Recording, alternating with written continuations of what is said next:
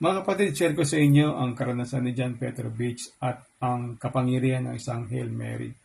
Si John Petrovich ay tumatakbo o nag-ehersisyo at habang sa pagtakbo niya, yung kanyang kapitbahay, nakita niya yung harapan nito ay merong ambulansya. So gusto niya tumulong dahil kapitbahay niya yun, pero hindi niya rin yung nagawa. So pinagpatuloy na lang niya yung pagtakbo niya. At habang tumatakbo siya, dinalangin niya ang Hail Mary para sa kaligtasan ng kung sino man ang isusugod sa ospital. No? Makalipas ang ilang araw, nalapitan siya ng kanyang kapitbahay na babae at nagpasalamat sa kanya dahil naligtas siya sa malubhang karamdaman. At nagtaka si John Petrovich, paano ako nakatulong o paano kita nailigtas sa malubhang mong karamdaman? Wala naman akong naging tulong sa iyo, wala naman tayong naging interaksyon. So ikaw pala yun na isasakay sa ambulansya. At hindi naman ako nakalapit sa iyo, hindi naman ako nakatulong sa iyo dahil nagpatuloy lang naman ako sa pagtakbo. At sinabi ng babae na dahilan sa isang Hail Mary na idinasal mo, nagpakita sa akin ang Panginoong Diyos na Jesucristo at ginamot niya ako.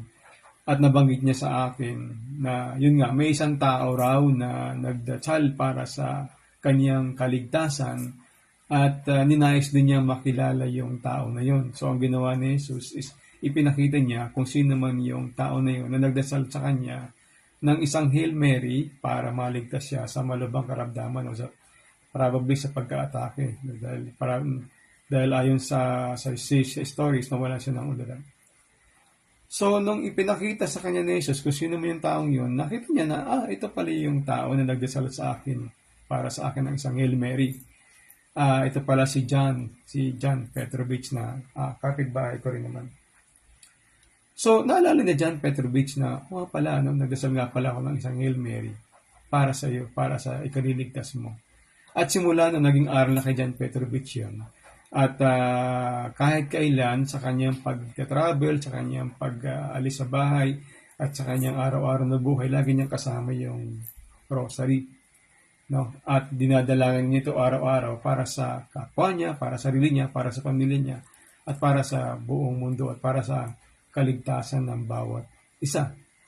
So, magandang story siya, maganda siyang experience si John Petrovich, at sana ito maging karagdagang aral sa atin, no? Na kapag meron tayo nakitang ambulansya, magdasal tayo ng isang Hail Mary para sa kaliligtas kung sino man yung sinusugod sa ospital.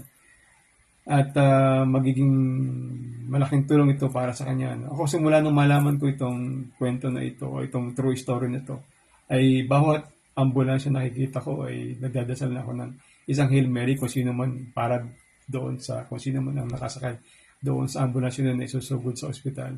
So let's keep on praying the Holy Rosary as well as the Chaplet of Divine Mercy.